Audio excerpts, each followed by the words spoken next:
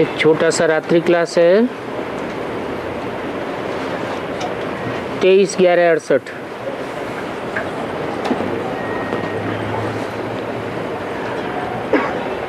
बाप और दादा से बच्चे अनुभव ले रहे हैं।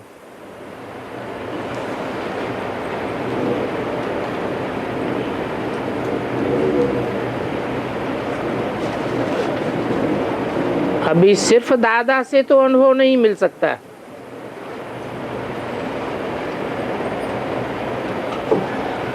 क्योंकि दादा कहते हैं भाई को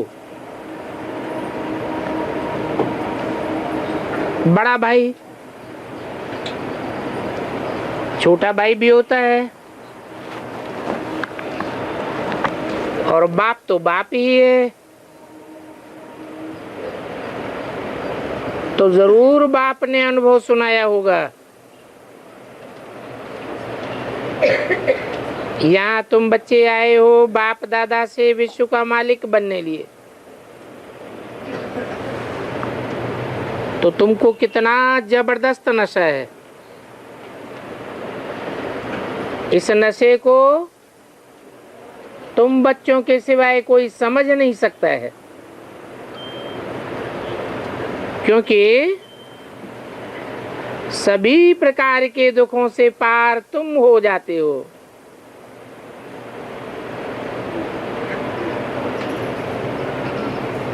बाकी अभी थोड़ा समय है, फिर तो ये पुरानी दुनिया ही नहीं रहेगी। पुराने संबंध भी नहीं रहेंगे, फिर होंगे नए संबंध, और नए संबंध भी पूरे हो करके फिर पुराने शुरू होंगे। अभी तो दुख का संबंध है। वास्तव में दुख का बंधन कहा जाता है, उसे संबंध कहेंगे भी नहीं। इनको कहा जाता है दुख धाम। अभी बच्चों को वर्ल्ड की ज्योग्राफी का ज्ञान मिला है, और ये भी निश्चय हुआ है कि आत्मा ही पार्ट बजाती है। ये भी समझ आ गई। अपन को आत्मा समझ बाप को याद करेंगे तो सब प्रकार के दुख दूर हो जाएंगे।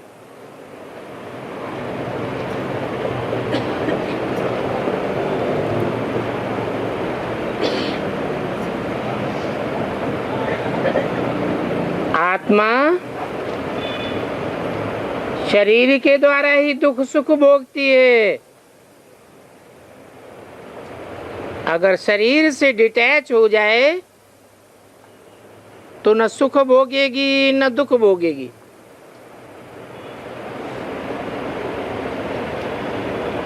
सतयुग में तुम्हारे सुख शुरू हो जाएंगे। अभी बेहद के बाप से तुमको बेहद का वर्षा मिल रहा है। ये बात समझते भी हैं, फिर भी खुशी क्यों नहीं होती है? खुशी न होने का भी कारण है बार बार देवान में आ जाना। माया की प्रवेशता हो जाती है, तो तुम्हारी है ही माया के साथ युद्ध।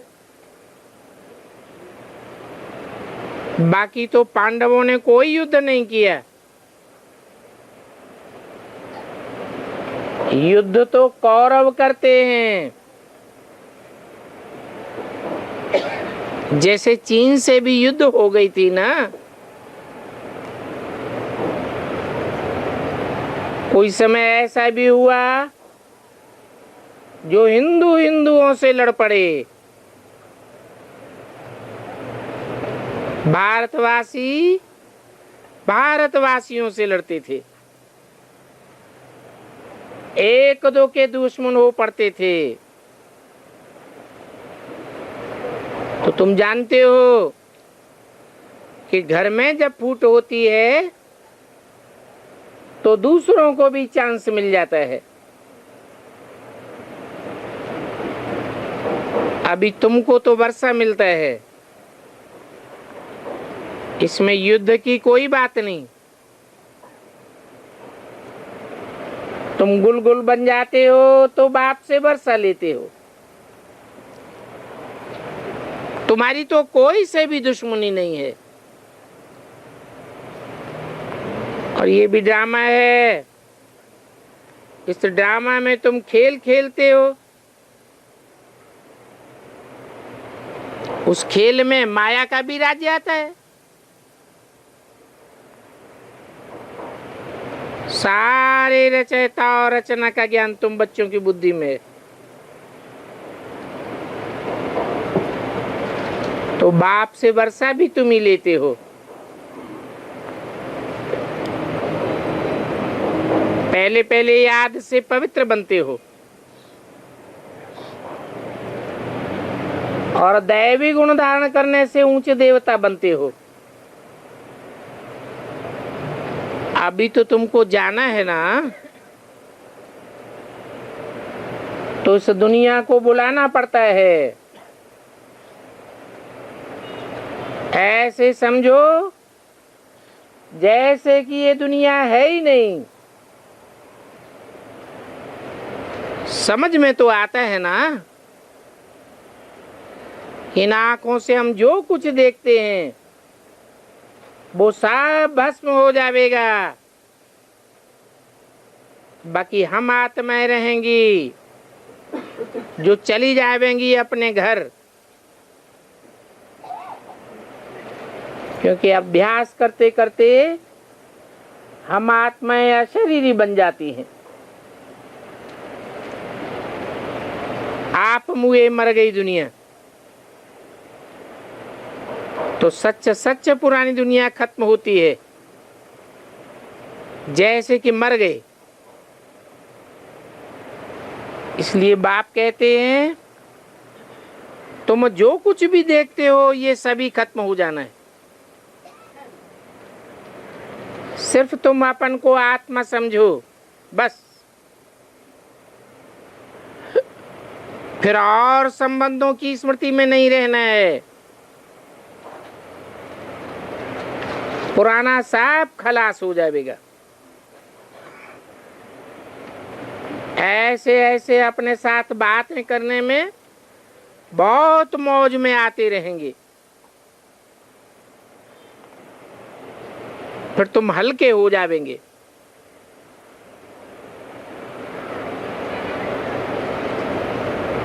ये संगम युग है ही मौजों का युग। जानते हो आत्मा कितनी छोटी है?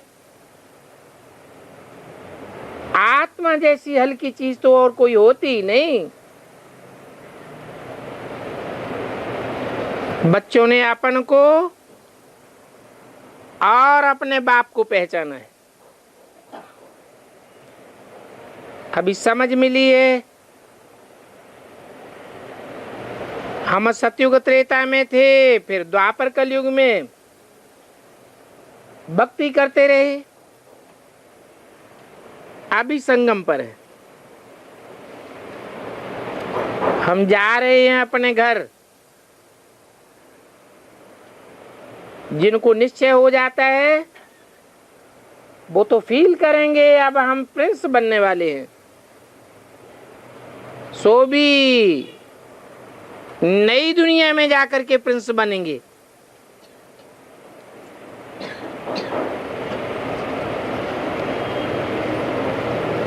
तुम ये प्रिंस बनने आए हो ना, तो जिनको ये निश्चय है उनको ये बात दूसरों को भी समझानी है। तुम सच सच कहते हो कि हम प्रिंस बनेंगे। हमको ये ज्ञान है।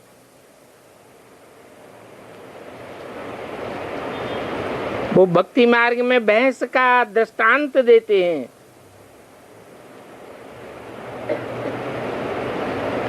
बोले मैं भैंस हूं, भैंस हूं।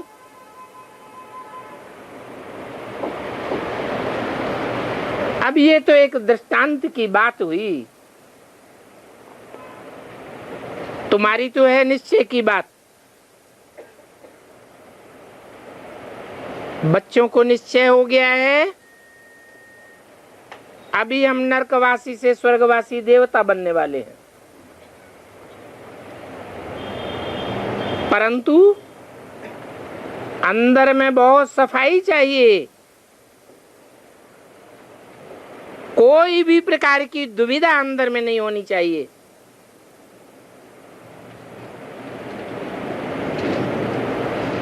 दुविधा होगी तो ग्लानि भी करते रहेंगे।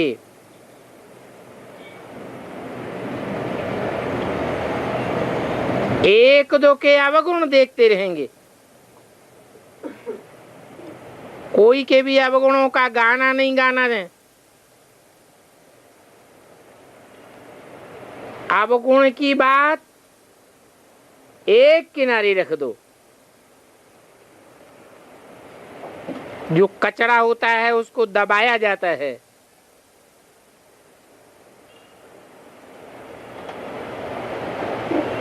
उछालने से वातावरण में बदबू फैलेगी, जिसका असर अपने को भी हो जाएगा। तो कोई की भी ग्लानि करना ठीक नहीं है। बाप तो आए ही है शिक्षा देने, तो कोशिश करके अक का फूल नहीं बनना चाहिए।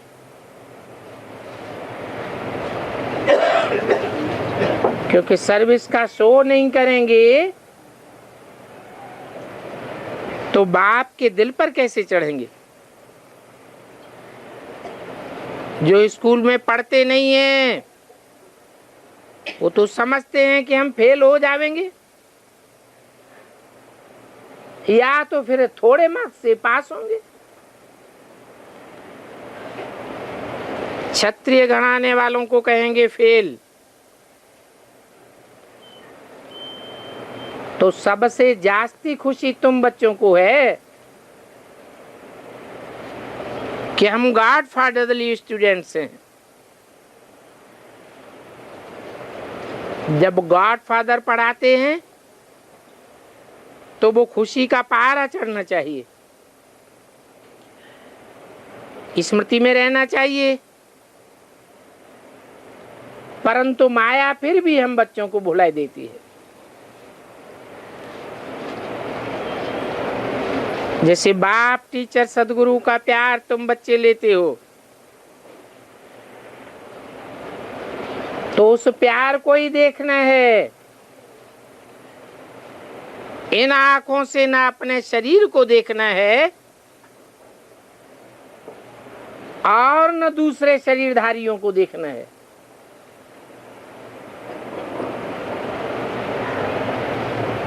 इस समय ही तुम बच्चों को ज्ञान का तीसरा नेत्र मिलता है। इसलिए तुमको त्रिनेत्री कहा जाता है। अर्थात ज्ञान का तीसरा नेत्र तुम बच्चों को मिला है। बाकी उन भक्तों को तो कहेंगे भक्ति का नेत्र, अज्ञान का नेत्र। फिर भी बच्चों को कहते हैं बाप को याद करो, वर्षे को याद करो, दैवी गुण धारण करो। हमारी आत्मा बुद्धि से याद की यात्रा कर रही है।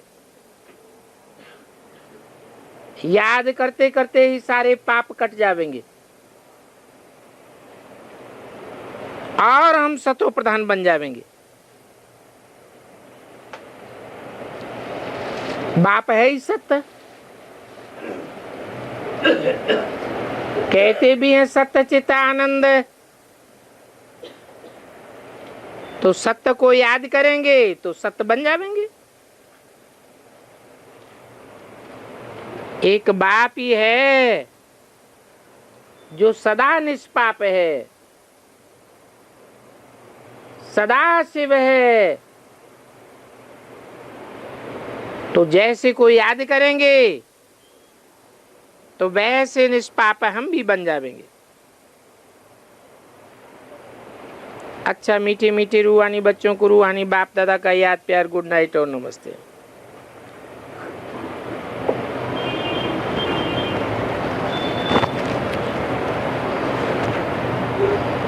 आज की वाणी है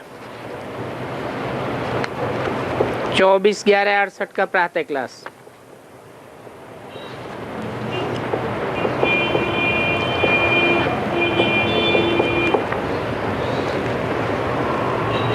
शिव भगवान वाच कहने से कोई ये भी नहीं समझे कि कोई मनुष्य शिव होता है।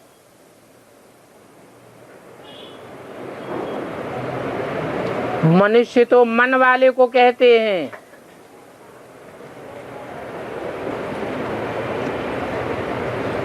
भगवान तो अमन है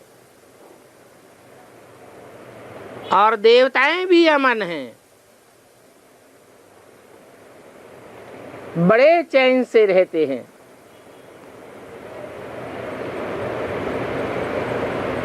मनुष्य का मन चंचल होता है,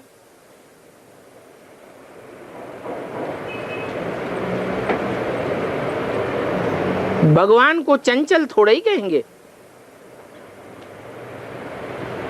तो सोचना चाहिए ये भगवान वाच कहने वाला कौन है? मनुष्य है या कोई देवता है या स्वयं भगवान है? ये भी कोई समझते नहीं है। ये बात तो तुम बच्चे ही समझ सकते हो, और वो भी नंबरवार पुरुषार्थ अनुसार समझते हो। नहीं तो बीच बीच में माया वायलोरा डालती है, अनिश्चय होने लग जाता है। ये पाठशाला है, इस पाठशाला में बच्चों को पाठ पढ़ना है। ऐसे बहुत बच्चे हैं जो पढ़ करके फिर पढ़ाते भी हैं। ये पढ़ाई ऐसी है जो दिन प्रतिदिन बड़ी सूक्ष्म गुह्य ज्ञान वाली होती जाती है।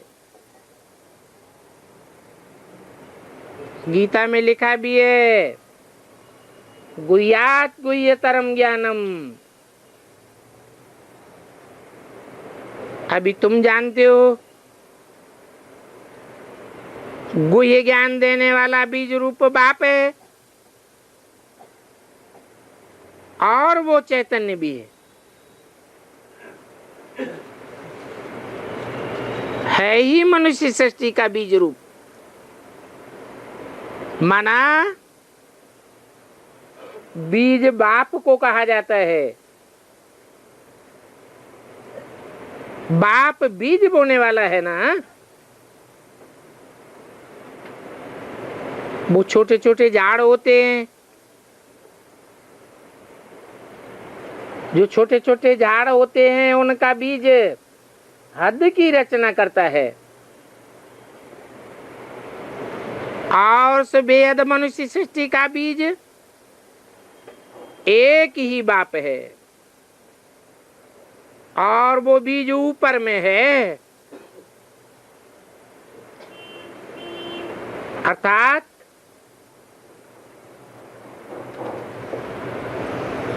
वृक्ष की अंतिम स्टेज में भी ऊंची स्टेज में है।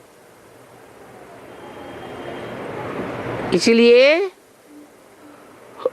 ऊंची स्टेज में होने के कारण उनकी महिमा गाई जाती है। वो ही ज्ञान का सागर है।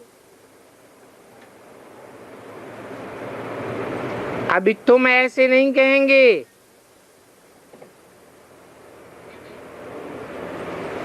कि वो बीज ऊपर में है,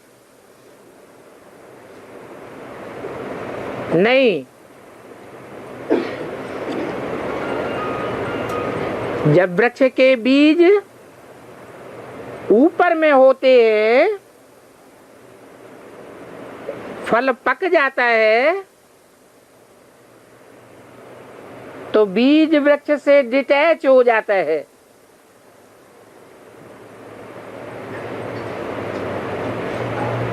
अभी तो डिटैच नहीं कहेंगे, अभी तो वो बीज भी यहाँ है। अभी तो तुम्हारी बुद्धि भी ऊपर नहीं जाती है। तुम जानते हो बाबा जो सारा कल्प ऊपर में रहते हैं, वो सिर्फ एक ही बार पिछाड़ी में आते हैं।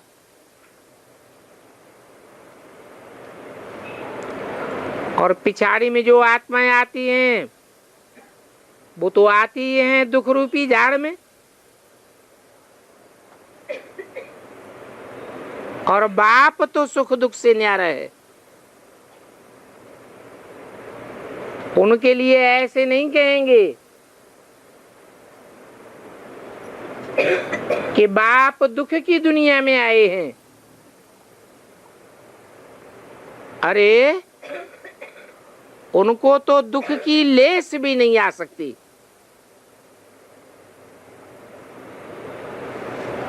जैसे कोई बीमारी होती है, मान लो प्लेग होती है, फैलने वाली बीमारी है, तो मनुष्य तो डर करके भाग जाते हैं।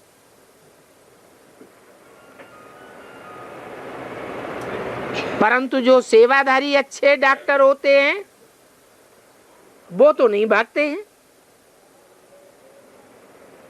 डॉक्टर तो दवाई करते हैं।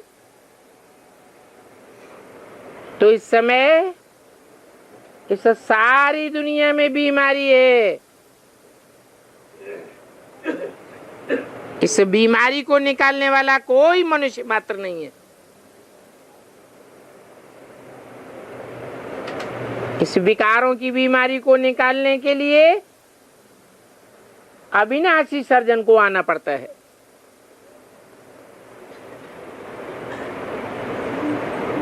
और वो इस बीमारी की दुनिया में आने से डरते नहीं है।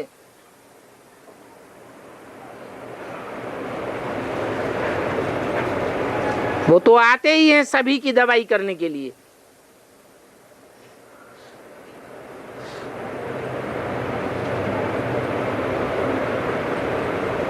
वो आते ही हैं इस विषय सागर में।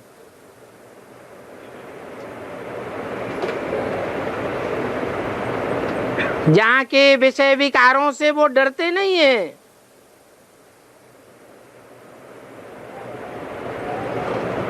और उनको कोई बीमारी लगती भी नहीं है।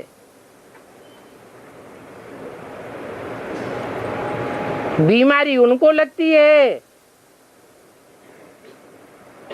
जो शरीरधारी होते हैं। वो तो है ही निराकार। तो निराकारी, निर्विकारी, निरहंकारी कहा जाता है। उनको कोई भी लेप छेप नहीं लगता।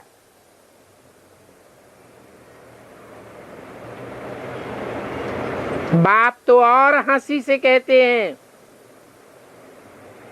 तुमने मेरी बहुत ग्लानि की है। फिर कृष्ण की भी ग्लानि की है,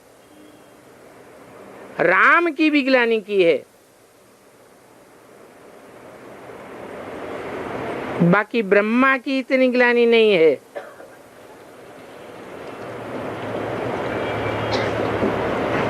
ऐसे तो उनकी भी होनी चाहिए। तो जब से बाप ने इनमें प्रवेश किया है तो देखो इनको भी कितनी गालियां मिलती हैं, इनसे कितनी घृणा करते हैं अखबारों द्वारा।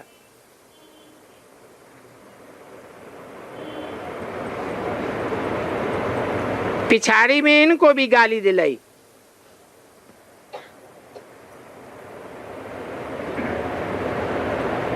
अंतिम जन्म है ना,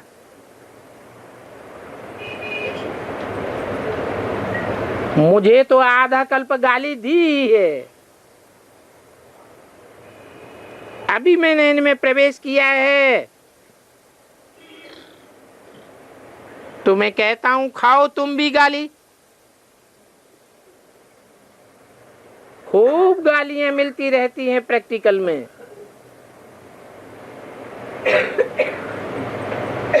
औरों के लिए शास्त्रों में लिख दिया है।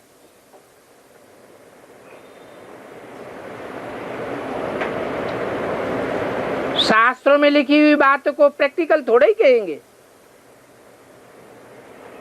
और इनको तो प्रैक्टिकल में सन्मुख बहुत गालियां देते हैं। बाप कहते हैं ऐसे तो कब तुमको कोई गाली नहीं देते थे,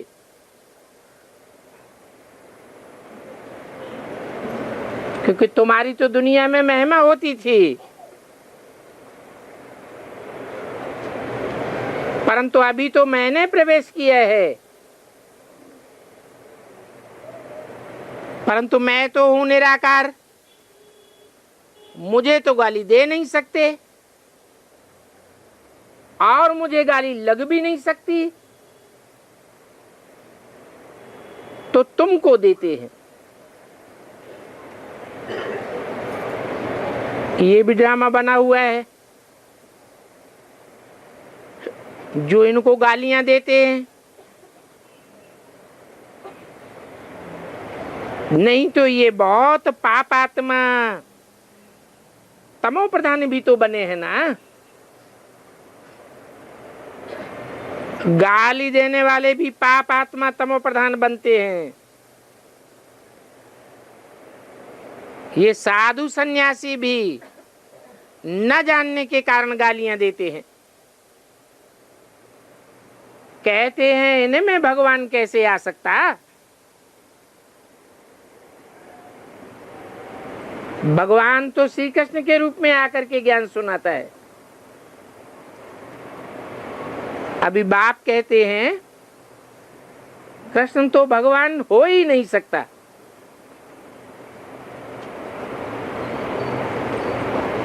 वो समझते हैं भगवान कृष्ण में आते हैं।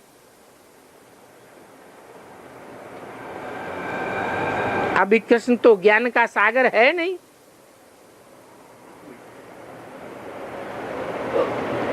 ये बात कभी भी कोई की बुद्धि में नहीं आ सकती, क्योंकि कृष्ण तो 16 कर उस कला संपूर्ण बनता है। जो 16 कला संपूर्ण बनता है वो आत्मा फिर कलाहीन भी बनती है।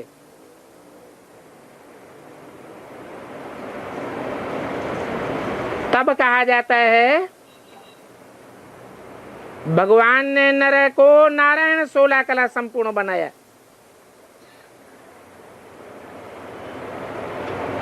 कृष्ण अगर ज्ञान का सागर होता तो नर को नारायण भी बनाता ना।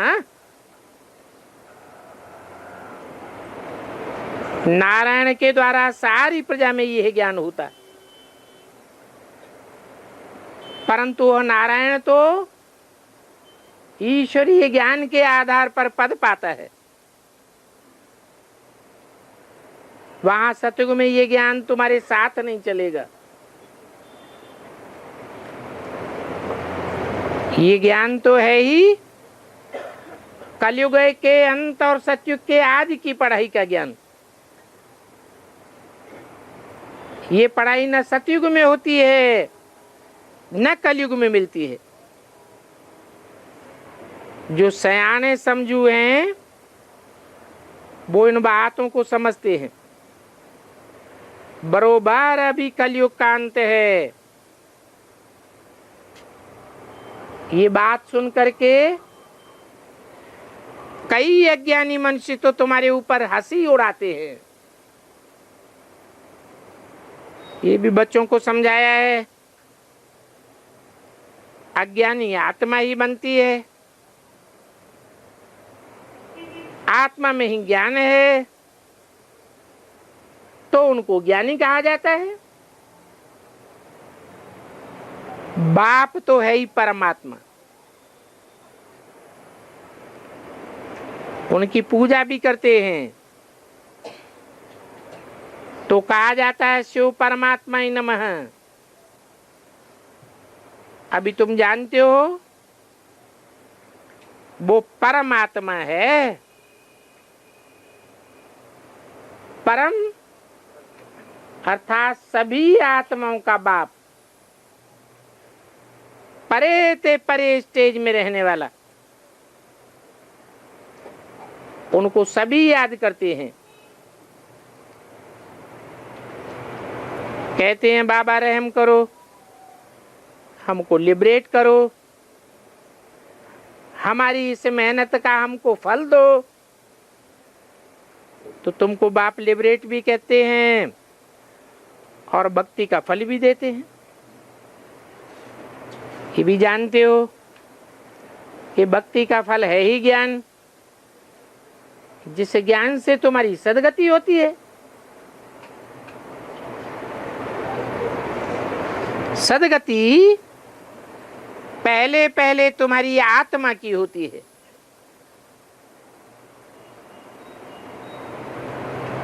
फिर 5 तत्वों की होती है।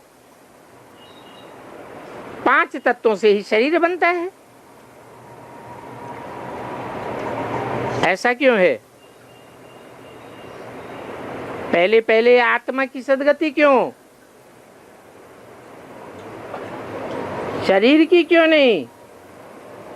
आत्मा तो चैतन्य। शरीर तो 5 तत्वों वाला जड़ है। जड़ ज्ञान नहीं उठा सकता। आत्मा तो चैतन्य है, ज्ञान उठा सकती है। इसलिए आत्मा की पहले सदगति होती है। आत्मा मन बुद्धि को कहा जाता है। मन बुद्धि में सत संकल्प ही चलेंगे, कोई भी प्रकार का दुष्ट संकल्प नहीं आ सकता। उसको कहेंगे सदगति। इन बातों को विस्तार से समझने की भी दरकार नहीं रहती। तुम इस ड्रामा के चक्र को अच्छी रीति जानते हो। सतयुग में तो तुम हो ही सतो प्रधान। उस युग का नाम ही है सत्य युग। फिर त्रेता में थोड़ी थोड़ी कला कम हो जाती है। सतयुग में आत्मा में रोशनी जास्ती होती है, अर्थात वहां आत्मा संपूर्ण सतो प्रधान है। नहीं चाहिए।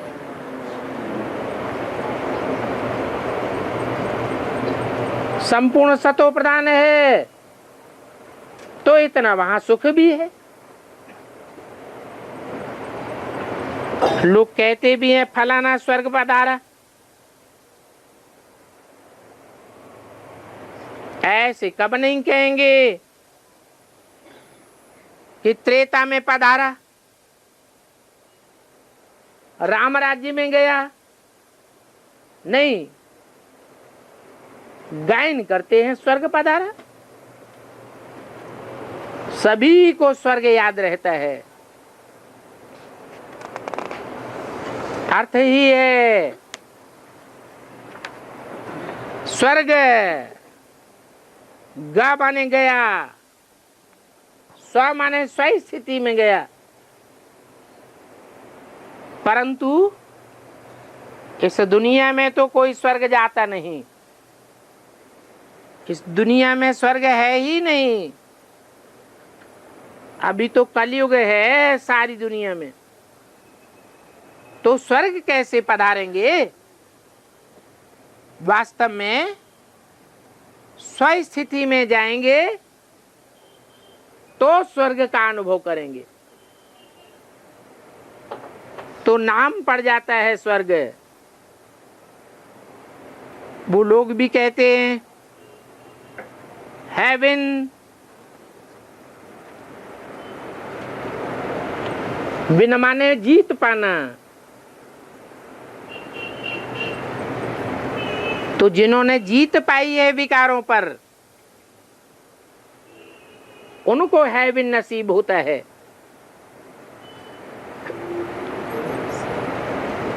तुमको तो त्रेता में जाने की भी दिल नहीं होती है, क्यों? तो वो तो 2 कला पुराना हो जाता है।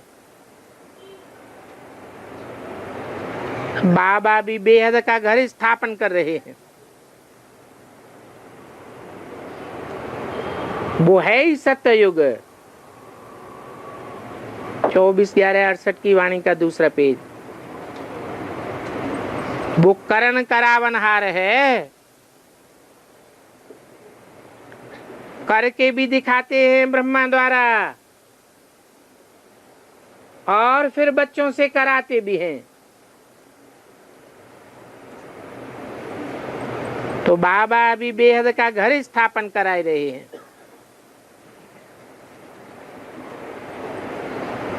तो कहेंगे स्वर्ग की स्थापना कराए रहे हैं। हमेशा शुभ बात बोलनी चाहिए, इसलिए सदैव स्वर्ग का ही नाम लेते हैं। त्रेता का कब कोई नाम नहीं लेंगे। जैसे शिव को शंकर से मिलाई दिया है, वैसे सतयुग त्रेता को भी मिला करके स्वर्ग कह दिया है।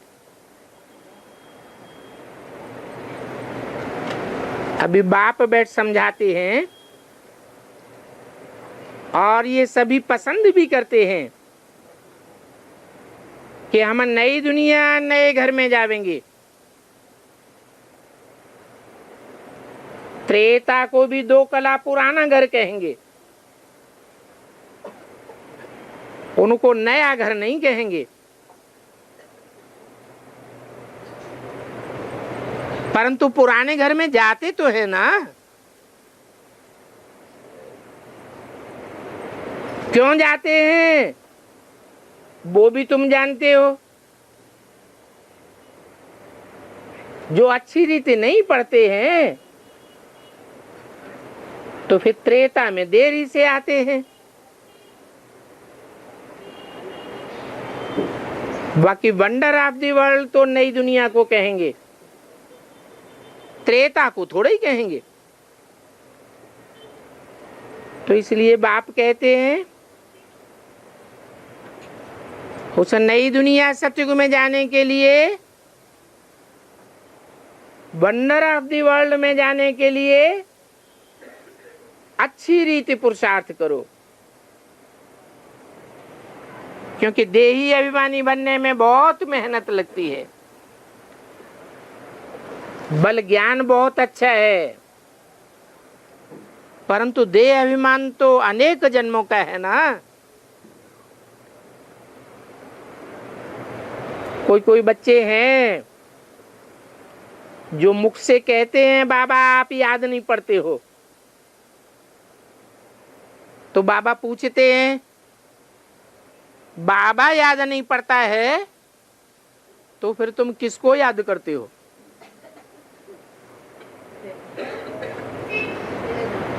मन बुद्धि का तो काम है याद करना, कोई न कोई तो याद जरूर आता है। तो बाप समझाते हैं परमात्मा बाप तो एक ही है, बाकी तो सब आत्मा आत्मा भाई भाई हैं। भाई को भाई से सुख का वर्षा नहीं मिलेगा, एक बाप से ही मिलेगा। और वो परमात्मा बाप एक ही है। बाकी तो ढेर के ढेर मनुष्य हैं। जैसे जलाने के लिए ढेर किचड़ा इकट्ठा हो जाता है, तो सारे किचड़े को इकट्ठा करके फिर क्या करते हैं? जला देते हैं। तो दुनिया में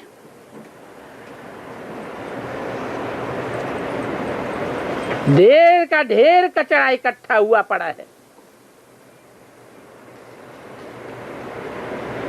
बाप आकर के उस किचड़े में से कितनी आत्माओं को उठा लेते हैं? 9 लाख आत्माओं को उठा लेते हैं। 9 लाख सितारे हैं। ये धरती के सितारे हैं। जो आसमान के सितारों की तरह कयामत के समय में इस कचड़े की दुनिया में चमकेंगे, दूर से ही देखने में आवेंगे। बाकी तो जो भी 500-700 करोड़ का किचड़ा है, सब में आग लगेगी। इसलिए बाप कहते हैं अच्छी रीति पुरुषार्थ करो।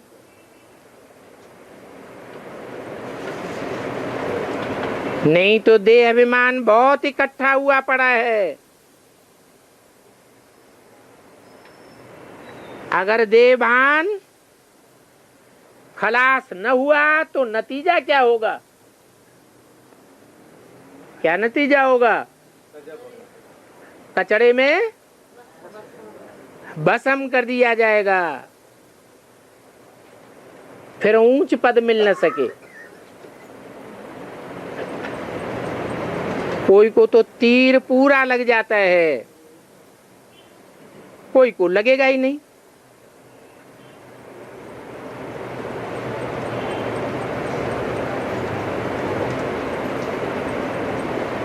तो बेहद के किचड़े का ढेर दुनिया में बहुत है। इस खिचड़े को खत्म करने के लिए इस मनुष्य सृष्टि पर बाप ने आकर के यज्ञ रचा है। और ये यज्ञ कल्प कल्प भारत में ही रचा जाता है। क्यों? भारत में ही क्यों रचा जाता है? क्योंकि बाकी दुनिया के जो लोग हैं, बाकी धर्मखंड के जो वासी हैं जन्म जन्मांतर के, भा अर्थात रोशनी, ज्ञान की रोशनी, याद की रोशनी, उसमें रत नहीं रहते हैं। रत रहना माने लगे रहना। ये तो भारत ही है जहाँ के वासी ज्ञान की बातों में लगे रहते हैं, ज्ञान का लेन देन करते हैं। ये ईश्वरीय ज्ञानी है जिससे सारी दुनिया का नंबरवार कल्याण होता है।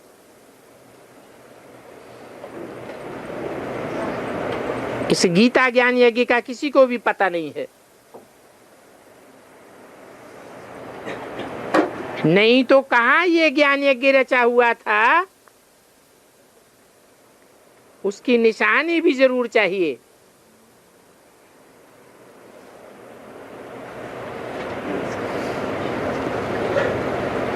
जैसे ये तुमको याद है कि फलाने समय लक्ष्मी नारायण का राज्य था, फलाने समय राम का राज्य था, फिर द्वापर से रावण राज्य शुरू हुआ। तो ये सब निशानियां है ना। तो ये ज्ञान यज्ञ कहाँ रचा गया? इसकी भी निशानी जरूर चाहिए।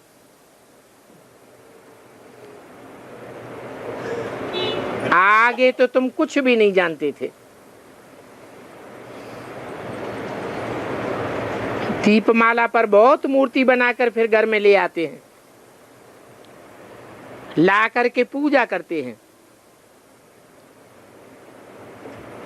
नवरात्रियों पर कितनी पूजा करते हैं देवियों की।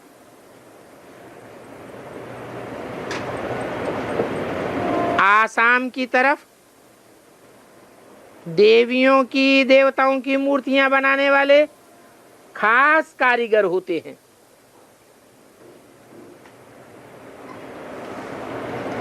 तो देखो मनुष्यों की कितनी भावना बैठ जाती है उन मूर्तियों के ऊपर। जब डुबोने के लिए ले जाते हैं तो कितना रोते हैं। अभी तुम तो हंसी करेंगे, ये गुड़ियों का खेल बनाकर पूजा करते हैं, दक्षिणा देते हैं, फिर डुबो देते हैं। जो बड़े बड़े आदमी होते हैं वो बहुत कुछ देते हैं बनाने वाले ब्राह्मणों को, परंतु वो बड़े आदमी या ऑक्यूपेशन को तो जानते ही नहीं है। नहीं जानते हैं तो गुरुओं की पूजा कहेंगे ना। ये सब भक्ति मार्ग की बातें हैं। क्यों बनाते हैं, क्यों पूजा करते हैं, क्यों इतनी दक्षिणा देते हैं, फिर क्यों जाकर के डुबो देते हैं, कुछ भी नहीं जानते। तब बाप कहते हैं तुमको तो हमने इतना धनवान बनाया, तुम स्वर्ग के मालिक बन गए, फिर ये सारा धन तुमने कहां किया, कहां गंवाया? अभी भी तुम समझते हो कि बरोबर इस दुनिया में स्वर्ग था। अभी बाप वो स्वर्ग फिर से स्थापन कर रहे हैं। तुम जानते हो अभी बाप ने तीरी पर बहस चलाया है। तीरी हथेली को कहा जाता है। ये तुम्हारे बुद्धि रूपी हाथ में स्वर्ग का सारा नक्शा आ गया।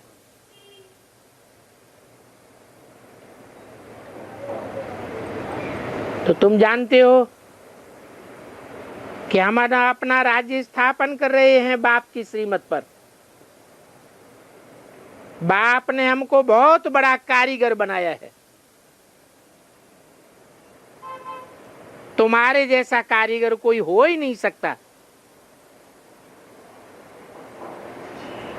जो स्वर्ग की रचना कर दिखावे। बाप डायरेक्शन देते हैं, अभी स्वर्ग की स्थापना करो, तो सारी दुनिया पवित्र बन जाएगी।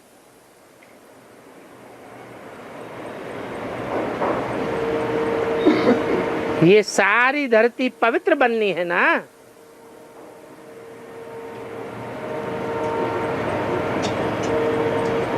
पहले तो खुद पवित्र बनो। जितना याद में रहेंगे उतना पवित्र बनते जाएंगे। फिर दुनिया भी सतो प्रधान बनेगी तुम्हारे वाइब्रेशन से।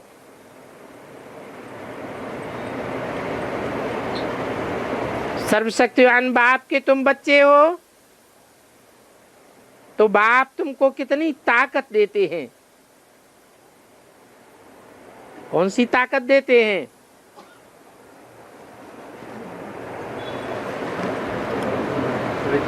याद की यात्रा से तुम्हारा वाइब्रेशन कितना सुधर जाता है।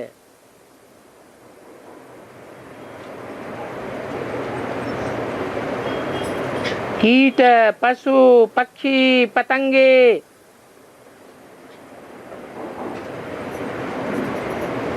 प्रकृति के 5 तत्व भी सतो प्रधान बनने लग पड़ते हैं। सारी धरती पवित्र बन जाएगी। मुझे याद करते करते तुम पूरे सतो प्रधान बन जाएंगे।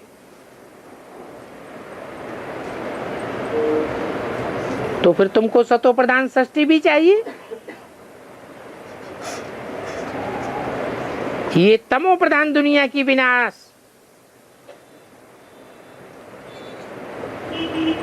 वो विनाश भी जरूरी है।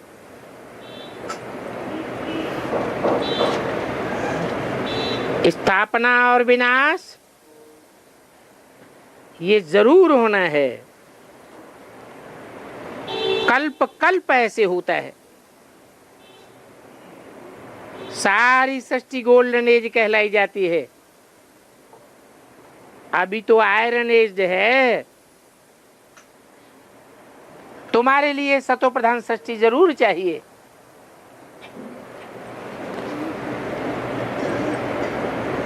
और तुम तो सारे 5 तत्वों को भी सतो प्रधान बनाते हो अपनी याद की पावर पर। ये याद की पावर तुम बाप से लेते हो।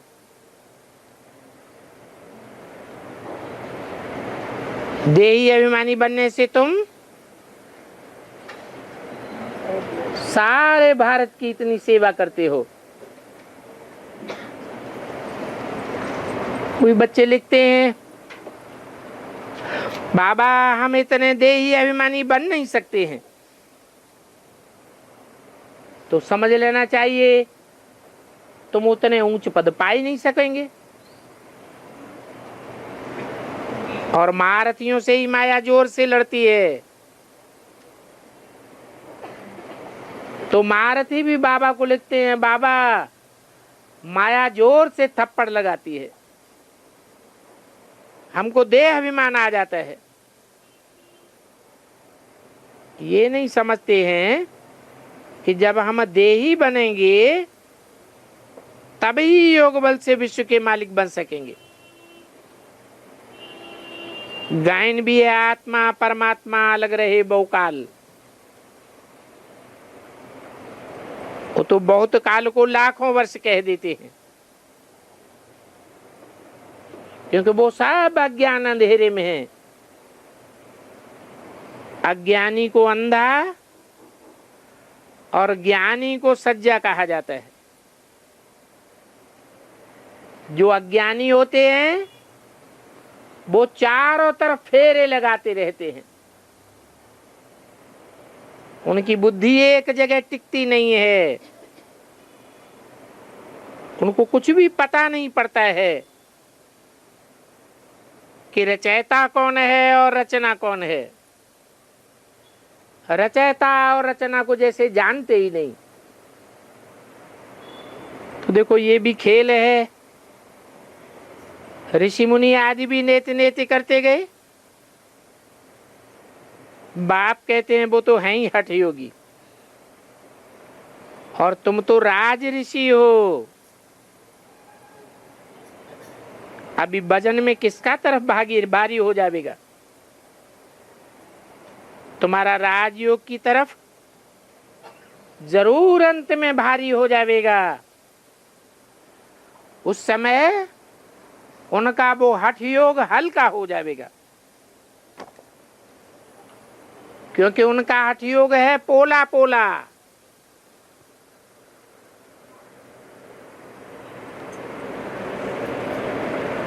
और तुम्हारा राजयोग है ठोस। उस हठ योग में आमदनी अर्थात प्राप्ति की ताकत कुछ भी नहीं है। 24/11/68 की वाणी का 3रा पेज। तुमको तो इस राजयोग से बहुत आमदनी होती है। इस राजयोग से तुम कितने सॉल्वेंट बन जाते हो। और वो तो पोले ही पोले होते रहते हैं।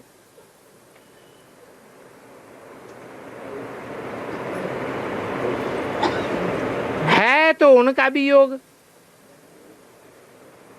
परंतु बाप ने समझाया है वो है हठयोगी। उनके हठयोग से कोई प्राप्ति नहीं। तुम तो राजयोग से कितने धनवान विश्व के मालिक बन जाते हो।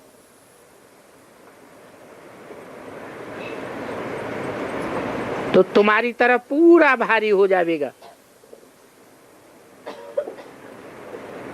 भक्ति क्या होती है वो भी जानना चाहिए। कहते भी हैं भक्ति का फल देने वाला भगवान है। भक्ति में निष्फल होते हैं, इसलिए बाप आकर के भक्ति का फल देते हैं। फिर आस्ते आस्ते वो जमा किया हुआ हिसाब खलास हो जाता है। फिर बाप फल दे करके भर्तू कर देते हैं। तुमको बाप विश्व की बादशाही देते हैं ना। तुम जानते हो हम पाठशाला में बैठे हैं मनुष्य से देवता बनने के लिए, सो भी नई दुनिया के लिए पढ़ाई पढ़ते हैं। आगे तो तुम भी पोले पोले थे, गुरु भी पोला बनाने वाला था। वास्तव में उन गुरुओं को शास्त्र आदि पढ़ने की दरकार नहीं है। अभी वो सभी खाली हैं। तुम बच्चों का बुद्ध रूपी हाथ भर्तू हो जाता है। फिर द्वापर युग से घाटा शुरू होता है।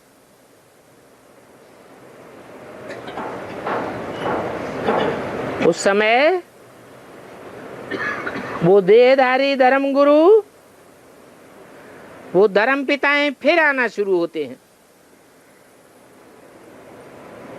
तो तुम खाली होते जाते हो। फिर बाप आकर के जमा करने का रास्ता बताते। भारत पहले कितना धनवान था। जो पहले पूज्य थे वो अभी पुजारी बन गए। पैसे सारे ही खत्म करते गए भक्ति आदि करने में। तमो प्रधान बनते गए। तमो प्रधान बनने से घाटा भी बहुत पड़ता है।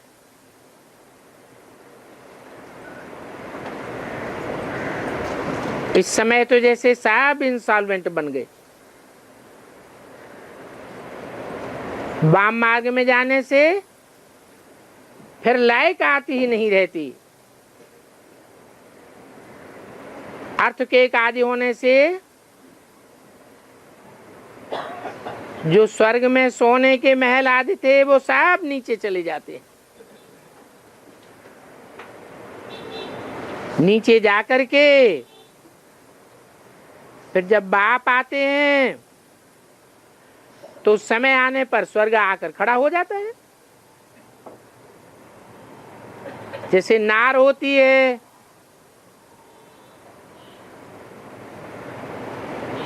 बढ़ता है फिर खाली होता है फिर बढ़ता है। तो इसको भी सृष्टि का चक्र कहा जाता है। तुम एकदम भर्तू हो जाते हो। फिर कम होते होते दिवाला मार देते, तुम्हारे सारे ज्ञान रतन खाली हो जाते। फिर बाप आकर की युक्ति बताते हैं भर्तू होने की। इस बाप ने तुमको इतना धनवान बनाया, उनकी तुम कितनी ग्लानि करने लग पड़ते हो, क्योंकि रावण राज्य होता जाता है ना, तो तुम्हारे ऊपर भी असर हो जाता है। इसलिए रावण का भी चित्र बनाई दिया है, राम का भी चित्र बनाई दिया है। रावण को अनेक सिर देते हैं और राम को एक सिर देते हैं।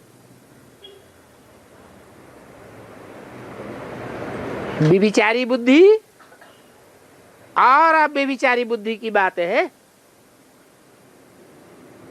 तो रावण के राज्य में हो जाती है गधाई। बाबा ने देखा हम स्वर्ग के मालिक बनते हैं, फिर ये गधाई क्या करेंगे। अलफ को मिला अल्लाह, बेबादशाही सारी भागीदार को दे दी, गधाई को लात मार दी। बाप भी आते हैं मूत पलीती कपड़ धोने, कितना गुलगुल बनाए देते हैं। फिर बच्चे लिखते हैं बाबा हम तो देही अभिमानी बन नहीं सकेंगे, नहीं बन सकेंगे। तो बाबा कहेंगे अरे तुम तो गधे के गधे ही रह गए। रावण के सिर पर गधे का शीश दिखाते हैं ना, जैसे कि देह अभिमान छोड़ ही नहीं सकते। अब तुमने तो गधाई को लात मार दी।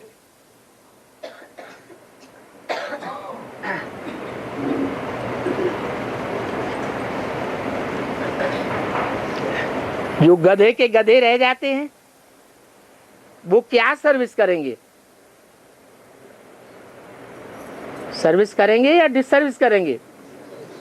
है डिसर्विस ही करेंगे।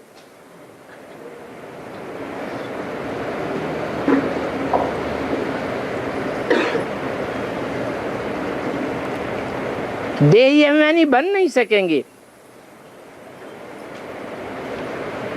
योग बल का जौहर चाहिए ना, नहीं तो फिर कोई को तीर लग नहीं सकेगा। बाबा पंडित का मिसाल देते हैं। पंडित ने बोला राम राम कहने से नदी पार हो जाएंगे,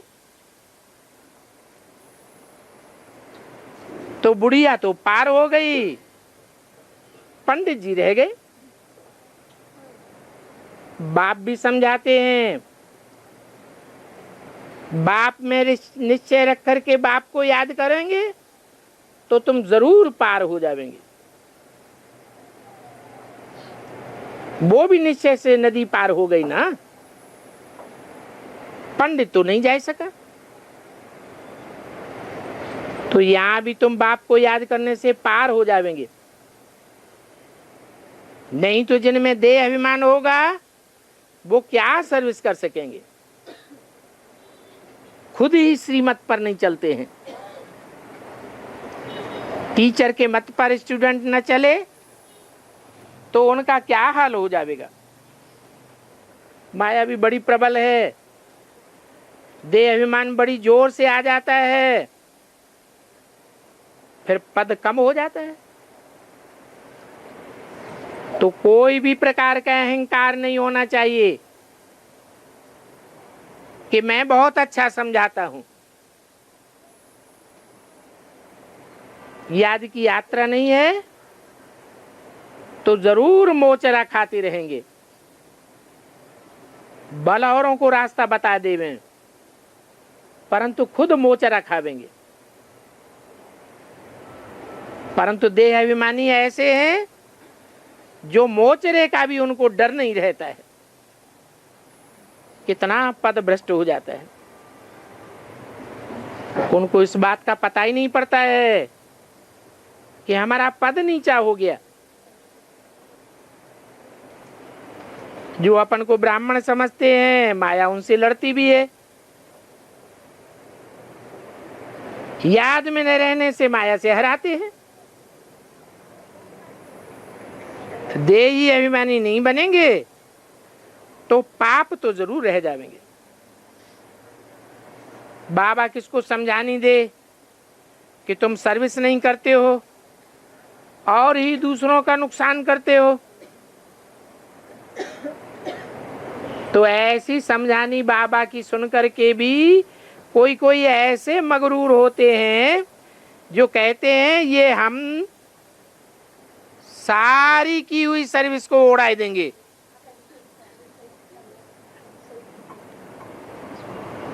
बाबा को भी अल्टीमेटम दे देते हैं, हम यह कर देंगे, हम ऐसा कर देंगे। उनको अंदर में बहुत गुस्सा आने लग पड़ता है। फिर उनकी डिससर्विस से नतीजा क्या होता है? जो माताएं अबलाएं हैं उन पर भारी मुसीबत आ जाती है। ऐसे ऐसे डिससर्विस करने वाले निकल पड़ते हैं। इसलिए बाप रोज समझाते हैं, बच्चे देही अभिमानी भव, मन मना भव। अपन को आत्मा नहीं समझते हैं क्योंकि देवान पक्का हो जाता है।